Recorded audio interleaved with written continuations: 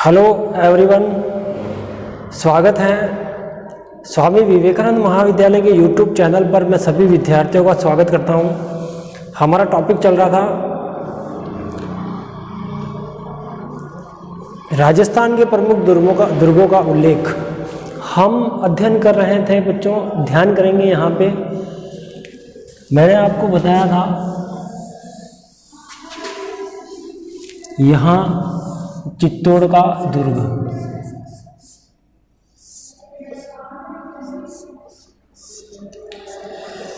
हमने चित्तौड़ के दुर्ग की बात की थी। ये देख रहे हैं आप, ये चित्तौड़ का दुर्ग है। यहाँ मेसा का पठार है। यहाँ मैंने बताया गंभीरी और बेड़च नदी, दो नदियों के किनारे पर स्थित चित्तौड़ का दुर्ग है। मेसा का पठार है। समुद्र तल से मैंने बताया था 616 मीटर ऊंचाई पर स्थित है। यहाँ हमने बात की थी गेट, यहाँ 7 गेट हैं यहाँ पे, जिसको प्रवेश द्वार कहते हैं। पहला, दूसरा, तीसरा, ये चौथा, पांचवा, छठा और ये 7। यहाँ जो प्रवेश द्वार है उनकी संख्या 7 है। हमने यहाँ तक पहले अध्ययन किया था, यहाँ तक हमने अध्ययन किया था चित्तौड़ के दुर्ग का इतिहास हम देख रहे हैं। राजस्थान के प्रमुख दुर्गों में चित्तौड़ का दुर्ग एक फेमस माना जाता है। यहाँ पे द्वार 7 है।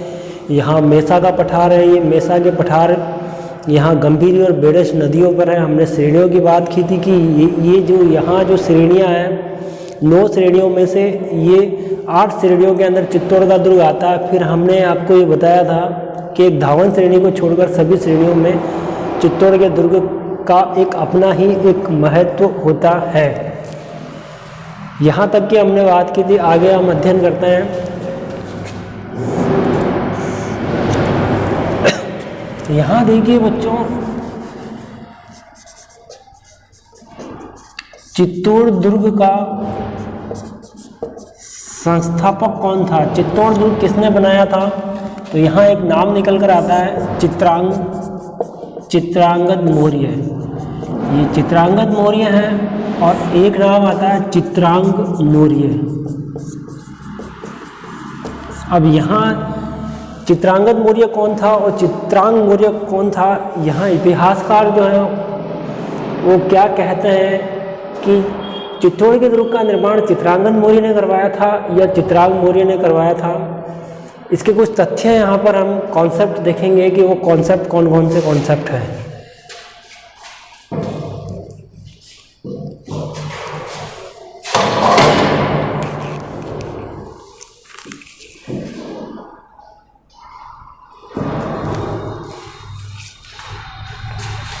यहाँ देखिए बच्चों, जैन शिलालेख। जैन शिलालेखों के आधार पर यह कहा जाता है कि चित्तौड़ दुर्ग का निर्माण चित्रांगद मौर्य ने करवाया था। जैन शिलालेखों के बाद अगर हम बात करें तो कुमारपाल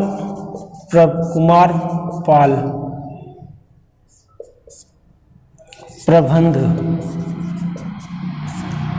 से हमें पता चलता है कि चित्रांगद मौर्य ने चित्तौड़ दुर्ग का निर्माण करवाया था। और यदि हम बात करें तो एक इतिहासकार हैं जिनका नाम है श्यामल दास। श्यामल दास ने अपनी किताब है वीर विनोद, और इस वीर विनोद में इन्होंने कहा कि चित्रांगद मौर्य ने चित्तौड़ दुर्ग का निर्माण करवाया था। यहाँ एक इतिहासकार आते हैं बच्चों, और इतिहासकार का नाम है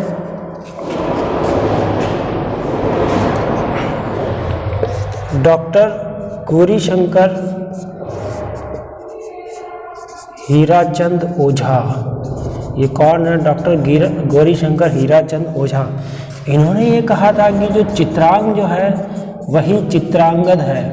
इन्हें दोनों एक ही व्यक्ति हैं और दोनों के नाम एक ही हैं और इन्होंने ही चित्तौड़ के दुर्ग का निर्माण करवाया था। यहाँ हम अध्ययन कर रहे हैं, ये आप देख रहे हो यहाँ पे चित्तौड़ के दुर्ग की कहानी हम देख रहे हैं, चित्तौड़ के दुर्ग की विशेषताओं का हम अध्ययन कर रहे हैं। यहाँ मैंने बताया कि चित्तौड़ जो है, चित्तौड़ दुर्ग में मेसा के पठार पर स्थित है। ये गंभीरी और बेड़ज नदियां हैं यहाँ पे। 616 मीटर यहाँ समुद्र तल से इसकी ऊंचाई है। हमने यहाँ देखा 7 इसमें प्रवेश द्वार हैं, हमने देखे। और फिर हमने यहाँ इधर अध्ययन किया कि चित्तौड़ दुर्ग में संस्थापक कौन है, चित्रांगद मौर्य ने चित्तौड़ दुर्ग का निर्माण करवाया था। यहाँ हमने देखा। फिर हम जैन शिलालेखों के आधार पर ये कहा जाता है, ये जैन शिलालेख क्या कहते हैं, चित्रांगद मौर्य ही चित्तौड़ दुर्ग का निर्माता था। जैनियों में एक बौद्ध धर्म आया था और एक जैन धर्म आया था। बौद्ध धर्म के संस्थापक महावीर स्वामी थे और जैन धर्म के संस्थापक महावीर स्वामी थे और बौद्ध धर्म के संस्थापक महात्मा बुद्ध थे। 6ठी शताब्दी ईसा पूर्व प्राचीन भारत के इतिहास में हम जैन धर्म और बौद्ध धर्म का अध्ययन करेंगे। कुमारवाल प्रबंध में ये कहा गया है कि चित्तौड़ दुर्ग का निर्माता चित्रांगद मौर्य था। फिर हमने यहाँ देखा कि एक श्यामल दास है। ये कौन है श्यामल दास? इनकी किताब है वीर विनोद, और वीर विनोद में इन्होंने लिखा है कि चित्तौड़ दुर्ग का निर्माता कौन था, चित्रांगद मौर्य था। यहाँ तक हमने अध्ययन किया बच्चों। यहाँ गौरीशंकर हीराचंद ओझा एक इतिहासकार है और इन्होंने ये कहा कि जो चित्रांग है वही चित्रांगद है, दोनों एक ही व्यक्ति है, अलग अलग व्यक्ति नहीं हैं। यहाँ तक का हमने अध्ययन किया। श्यामल दास ये राजस्थान के भीलवाड़ा में निवास, श्यामल दास राजस्थान के भीलवाड़ा जिले के रहने वाले हैं और महाराजा सज्जन सिंह के दरबारी कवि थे। किसके? सज्जन सिंह के दरबारी कवि थे। जैन शिलालेखों में अभी मैंने बताया एक जैन धर्म था और एक बौद्ध धर्म है। बौद्ध धर्म, जैन धर्म और बौद्ध धर्म। जैन धर्म के संस्थापक कौन है? महावीर स्वामी हैं। और बौद्ध धर्म के संस्थापक कौन है? महात्मा बुद्ध हैं। तो हमें जो है जैन धर्म के शिलालेखों से हमें ये पता चलता है कि चित्रांगद ने यहाँ ये निर्माता थे। एक कहानी और निकल कर आती है यहाँ पे, और वो कहानी रहती है बप्पा रावल की। यहाँ हम ध्यान करेंगे बच्चों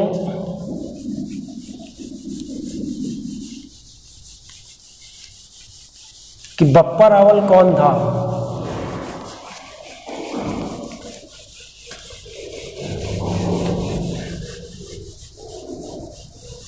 बप्पा रावल ने 754 ईस्वी में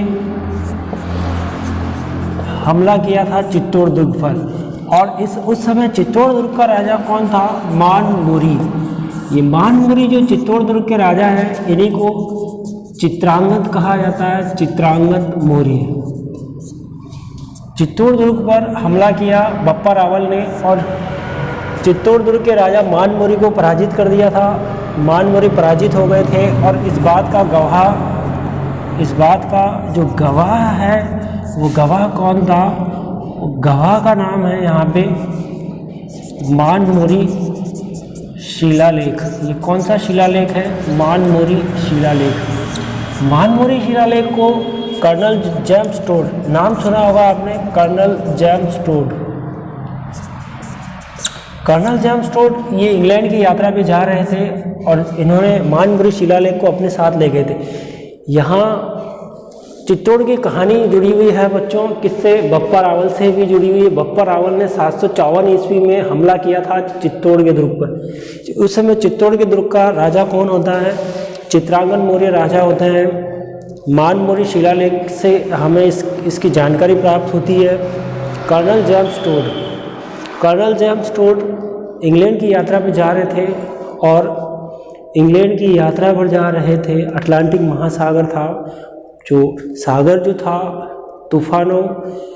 तूफानों से सागर और जहाज जो डगमगा स्थिति डगमगा गई थी, जहाज असंतुलन हो रहा था क्योंकि भारी भरकम मानमोरी शिलालेख जहाज के अंदर रखा हुआ था और जहाज जो था वो असंतुलन हो रहा था। इसलिए कर्नल जेम्स टोड ने मानमोरी शिलालेख को समुद्र के अंदर फेंक दिया था। कहाँ फेंक दिया था?